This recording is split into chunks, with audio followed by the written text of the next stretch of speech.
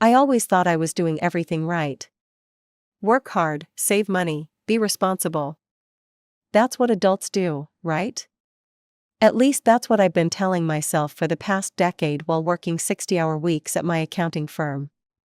My name is Hannah Mitchell, 30 years old, single, and as of 2 weeks ago, a proud homeowner.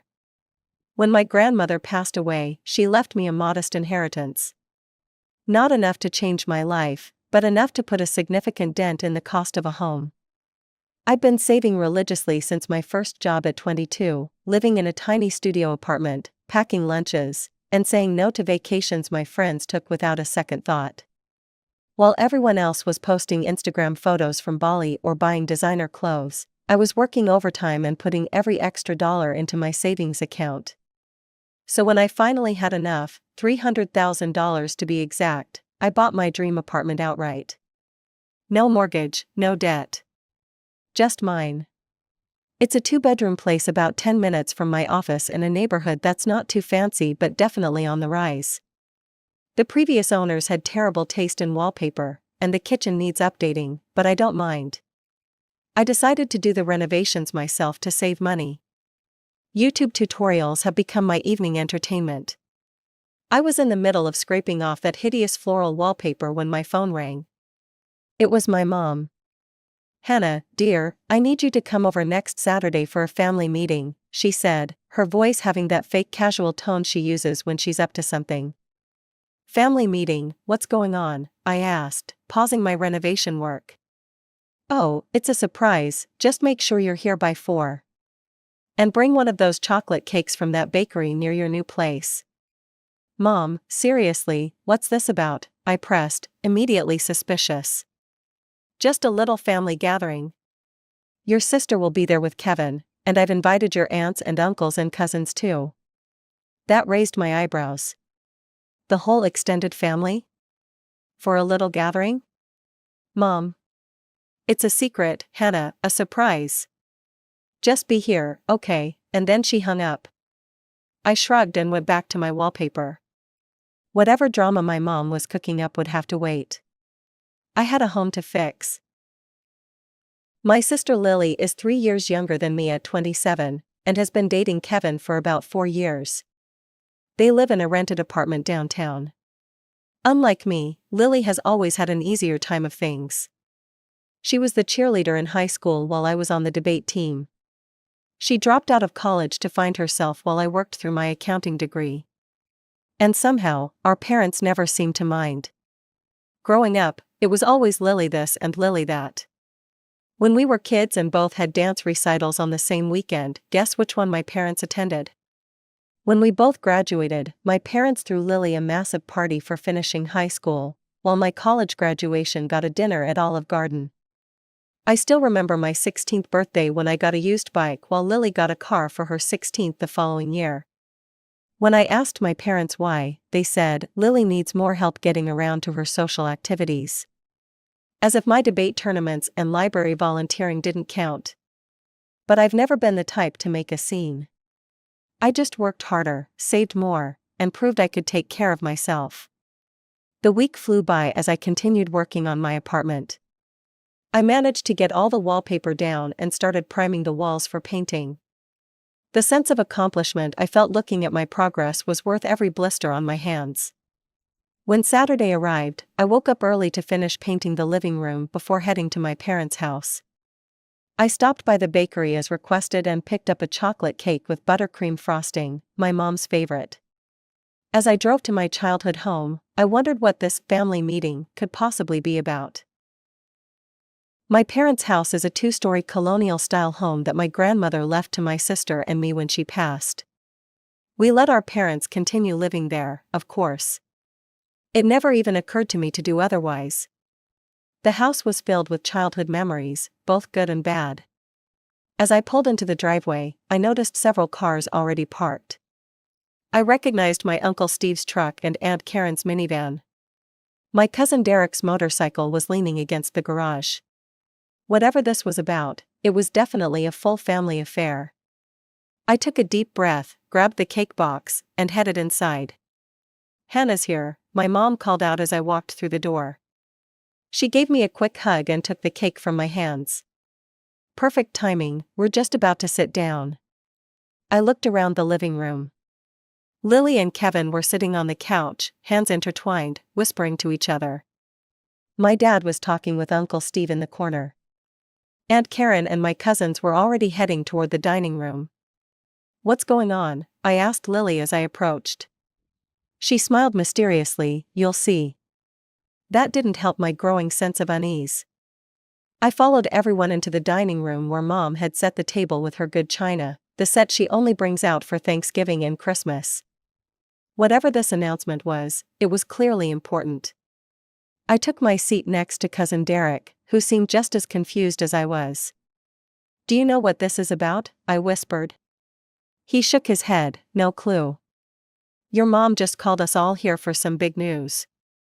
The food was passed around: pot roast, mashed potatoes, green beans, and the cake I brought was placed at the center of the table for dessert. Everyone made small talk, carefully avoiding whatever elephant was in the room. Finally, after everyone had filled their plates, my mother stood up, tapping her glass with a spoon. "I want to thank you all for coming today," she said, beaming. "We have some wonderful news to share with you all." Mom stood at the head of the table, her smile stretching unnaturally wide as she looked at Lily. "Our dear Lily is pregnant," she announced. The room erupted in cheers and congratulations. Lily blushed while Kevin put his arm around her shoulders.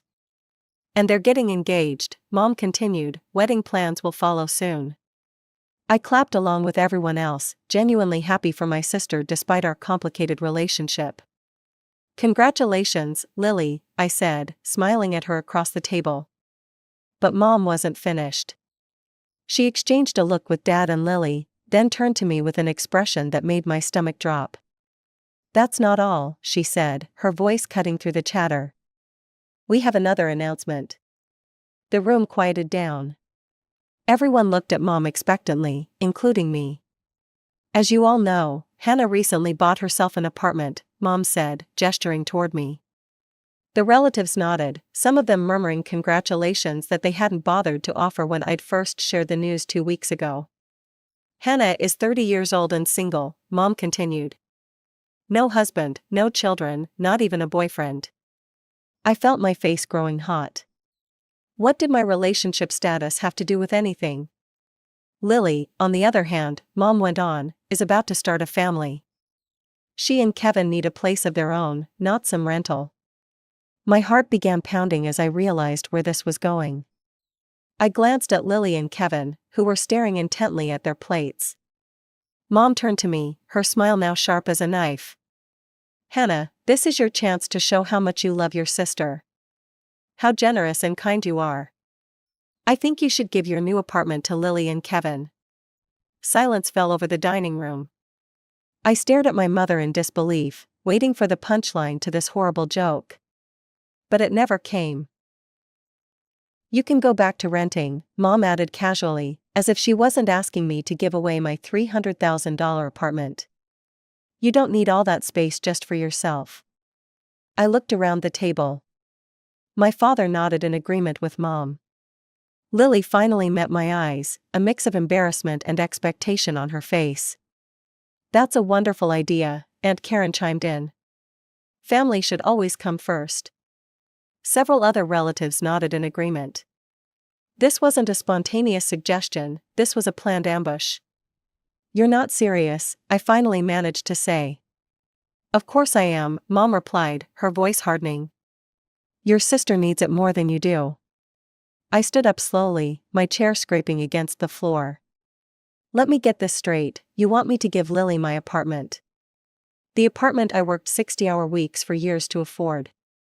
The apartment I just bought with money I inherited from Grandma and saved for 8 years. You want me to just hand it over because Lily got pregnant?" "Hannah," Dad cut in, his tone warning me to back down, "don't be selfish." "Selfish?" I laughed, the sound hollow even to my own ears. "I worked for that apartment, every single penny, no one helped me." "But Lily needs," Mom started. "No," I interrupted, "absolutely not. I will not give my apartment to Lily. It's mine." I earned it. Lily burst into tears, her hand dramatically pressed against her still flat stomach. Kevin glared at me as if I'd just kicked a puppy. How can you be so heartless? Mom demanded, her face flushing with anger. Your own sister. How can you ask me to give away everything I've worked for? I countered. Why doesn't Lily work and save like I did? The relatives began whispering among themselves. I heard phrases like so materialistic and always was the difficult one. You've always been like this, Mom spat, always thinking only of yourself. I'm not giving her my apartment, I repeated firmly, end of discussion. What happened next still plays in my mind in slow motion. Mom grabbed the chocolate cake I'd brought, the one sitting untouched in the center of the table, and hurled it at me with surprising force. It hit me square in the face, cream and chocolate splattering across my cheeks and dripping down my neck onto my blouse. The room fell silent. I slowly wiped the frosting from my eyes, letting globs of cake fall to the floor. Dad and Lily didn't look shocked or horrified. Instead, they seemed pleased, as if I'd finally gotten what I deserved. Without a word, I grabbed my purse and keys and walked out, cake still smeared across my clothes and hair. Behind me, I could hear the shouts beginning. Selfish bastard, that was Mom's voice. We should disown you, Dad called after me. How could you do this to me? Lily wailed. I got into my car, hands shaking so badly I could barely turn the key. Somehow, I managed to drive home, chocolate frosting drying on my skin. I collapsed onto my couch, the old, second-hand one I'd brought from my rental, and tried to process what had just happened. My phone started buzzing almost immediately. Text messages and calls from my parents and Lily flooded in. You're being ridiculous, just give her the apartment. I can't believe how selfish you're being right now. After everything we've done for you. Your pregnant sister needs a home. I turned off my phone and tossed it aside. What had they ever done for me? All my life, I'd been second best to Lily. When we were kids and both needed new clothes for school, Lily got the brand names while I got whatever was on clearance. When we both applied to summer camps, my parents found the money for Lily's art camp but told me the debate camp I wanted was too expensive. On Lily's 16th birthday, they threw her a massive party with a professional DJ. On mine, Mom made a cake and invited 2 relatives. And now they expected me to give her my apartment? The one thing I'd achieved completely on my own? I thought about the house we were sitting in just an hour ago. My grandmother's house, the one she left to Lily and me equally in her will. We'd let our parents live there out of kindness, never asking for anything in return. I was half owner of that house, just as Lily was. And suddenly, I knew exactly what I needed to do. The next morning, I woke up with a plan. I searched through my filing cabinet until I found the folder labeled Grandma's Will. Inside was the document that confirmed what I already knew. Lily and I each owned 50% of our parents' house. They were living there by our goodwill, not by legal right. I was about to call a lawyer when my phone pinged.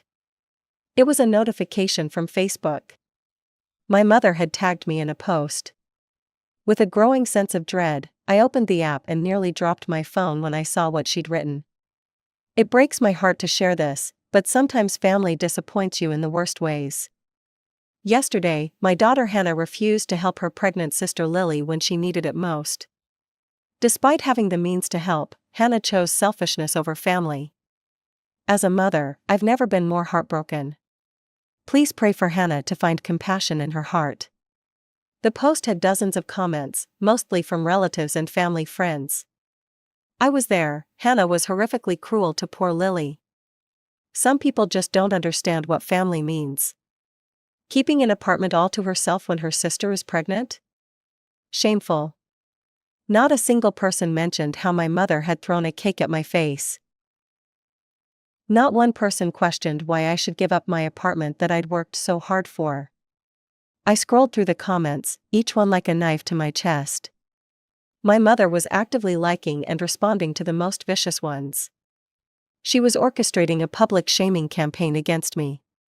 That was the moment something broke inside me. The last thread of familial loyalty snapped.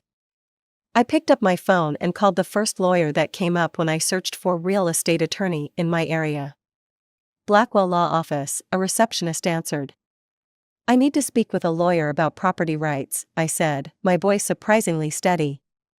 2 hours later, I was sitting across from Jeremy Blackwell, a sharp-eyed man in his 50s who listened carefully as I explained my situation. Let me get this straight, he said when I finished. You and your sister inherited a house from your grandmother. You've allowed your parents to live there rent-free. Now, after they demanded you give your apartment to your sister and publicly humiliated you when you refused, you want to know your options regarding the house? Yes, I confirmed. I don't want to be vindictive, but they've shown me no respect or consideration. I need to know what my rights are. Jeremy reviewed the will and nodded. It's clear-cut. You and your sister each own 50% of the property. You can, at any time, request that the house be sold and the proceeds split between you and your sister. What's the process? I asked. I'll draft a formal notice stating your intention to sell your half of the property. Your sister can either buy you out at fair market value, or the entire house will need to be sold and the proceeds divided. Your parents, legally, have no say in the matter. I took a deep breath. Do it. For the next few days, I focused on my apartment renovations. I'd finished painting the living room and moved on to ripping out the old carpet. Physical labor helped keep my mind off the mess with my family. I'd blocked their numbers temporarily. I needed space to think clearly without their constant harassment. 5 days after my meeting with Jeremy, my doorbell rang. I looked through the peephole to see my parents, Lily, and Kevin standing in the hallway. I didn't open the door. Hannah, we know you're in there, my mother shouted, open this door right now. We need to talk about this ridiculous letter, my father added, his voice booming. I remained silent, pressing record on my phone's voice memo app. You ungrateful bastard, my mother screamed. After everything we've done for you. You're trying to make your pregnant sister homeless, Lily cried. This is low, even for you, Kevin added. I recorded every word, every threat, every insult they hurled at my door for nearly 15 minutes before they finally gave up and left. The next day, I sent the recording to Jeremy, who called me immediately. This is harassment, he said firmly. We can file for a restraining order if necessary. But more importantly, their behavior only strengthens our position. They've clearly demonstrated hostility toward you. A week later, Jeremy called with news. Your parents' lawyer reached out, they want to mediate. The mediation was set for the following Monday at Jeremy's office. I arrived early, dressed in my most professional outfit, a navy blue pantsuit I usually reserved for big client meetings. Jeremy greeted me with a confident smile. Remember, you have every legal right to do this.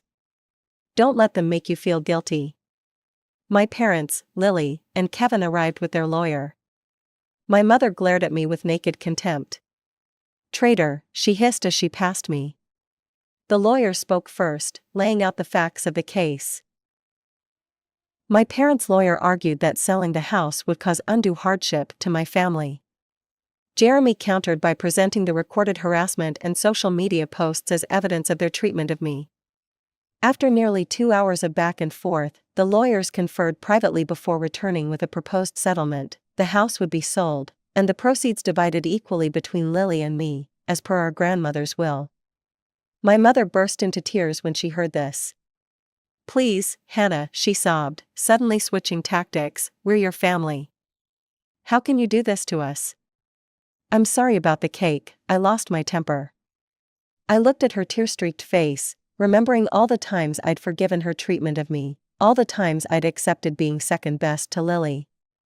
I thought about the public humiliation she'd orchestrated, the harassment at my door, the demands that I give up everything I'd worked for. The house will be sold, I said quietly, that's final. Jeremy nodded and began drafting the settlement agreement. As we waited, I could feel my family's hatred radiating toward me. I didn't care anymore. For the first time in my life, I was standing up for myself. 2 months passed in a blur of legal paperwork and real estate viewings. The house sold faster than expected, the market was hot, and the property was in a desirable neighborhood. After closing costs and fees, Lily and I each received just over $175,000. I never spoke directly to my family during this time. All communication went through our lawyers. I learned from Jeremy that my parents were furious but ultimately powerless to stop the sale. They'd been living in a property they didn't own for years, contributing nothing toward its upkeep beyond basic maintenance. "What are they going to do now?" I asked Jeremy during our final meeting. "Your sister has decided to use her share as a down payment on a new house," he explained. "Your parents will be moving in with her and Kevin. They've secured a mortgage for the remainder." I nodded, feeling a strange mix of emotions. Part of me felt guilty. I'd effectively forced my parents from their home. But another part, the part that remembered the cake in my face and the public shaming, felt vindicated. "What about you?" Jeremy asked. "Any plans for your share?" "Investment portfolio," I replied. "I've been working with a financial advisor to set up a diversified mix of stocks, bonds, and real estate investment trusts." "Smart move," he said approvingly. "Well, unless there's anything else, I think our business is concluded." I shook his hand. "Thank you for everything." As I walked out of his office, I felt lighter somehow, as if I'd set down a heavy load I'd been carrying for years, the weight of always being the responsible one, the one who gave in, the one who sacrificed. Back at my apartment, I surveyed what I'd accomplished. The renovation was nearly complete. I'd replaced the carpet with hardwood floors, painted every room, updated the kitchen with new appliances, and installed modern light fixtures throughout. It looked nothing like the place I'd bought 3 months ago. It was truly mine now, in every sense. My phone rang, a friend from work. "Hey, Sarah," I answered. "Hannah, how are you doing?" She sounded concerned. We talked briefly about the family drama when I'd shown up to work with red eyes after the cake incident. "I'm okay, actually," I realized as I said it that it was true. "The house sale is final. The money's in my account." "And your family?" I sighed, that part's still a mess. "I haven't spoken to any of them. I hear things through mutual friends though." "What kind of things?" "Lily's wedding was last month, small ceremony, just close family." I paused. I wasn't invited, obviously. "I'm sorry, Hannah." "Don't be, I wouldn't have gone anyway." "I meant it, she's due to give birth next week, apparently, a boy." "And you're really okay with all of this? Not seeing your nephew?" I thought about it for a moment. He'll grow up thinking I'm the villain in some family drama. They'll tell him his awful Aunt Hannah wouldn't give them her apartment and made them sell their house. They won't mention how they treated me my entire life. Sarah was quiet for a moment. "Families are complicated." "That's putting it mildly," I laughed without humor. "The thing is, Sarah, I don't think they ever really saw me as family. I was just useful. Someone to sacrifice when needed." "Do you think you'll ever reconcile?" "Not unless they acknowledge what they did and genuinely apologize." I knew it would never happen. My parents had spent their entire lives favoring Lily. They wouldn't suddenly develop self-awareness in their 60s. After hanging up, I poured myself a glass of wine and walked out onto my small balcony. The sun was setting, painting the sky in shades of orange and pink. 6 months ago, if someone had told me I'd be estranged from my entire family, I might have been devastated. But now, I felt strangely at peace. My phone pinged with a text from another mutual friend. "Lily had the baby. 7 pounds 6 ounces, everyone's doing fine." I stared at the message, waiting for some emotional response, sadness, anger, regret. But all I felt was a distant acknowledgement, like hearing news about an acquaintance rather than my own sister. I knew they were all living together now, Lily, Kevin, the baby, and my parents, in the house they'd bought with Lily's share of the money and a 30-year mortgage. They'd be paying for it well into their retirement years. But I couldn't find it in me to feel sorry for them. They'd shown me clearly where I stood in their eyes, not as a daughter or sister or aunt, but as a resource to be exploited. A purse, as I'd thought that day with cake dripping down my face. My apartment was quiet as I moved back inside. Some might call it lonely, but I called it peaceful. The walls I'd painted myself, the floors I'd installed with my own hands, every inch of this place represented my independence, my refusal to be used. On my bookshelf sat a small box containing the only family photos I'd kept, pictures of my grandmother and me. She'd always treated Lily and me equally. Perhaps she'd seen what was happening, how my parents favored my sister, and tried in her own way to balance the scales by leaving us equal shares of her house. "Thank you, Grandma," I whispered, touching the box lightly. As for the rest of my family, I had no desire to reach out. The ball was firmly in their court, and I suspected it would stay there forever. I was done making sacrifices for people who wouldn't do the same for me. I'd always thought family was about unconditional love and support. Now I understood that real family, whether related by blood or not, would never ask you to set yourself on fire to keep them warm. They would never throw cake in your face when you refused to burn. My phone remained silent, no calls from my mother begging forgiveness, no texts from my father acknowledging his favoritism, no message from Lily thanking me for the years I'd spent in her shadow, never complaining. And that was fine. I had my apartment, my investments, my career, and friends who actually cared about me. I had a life I'd built myself, brick by brick, dollar by dollar.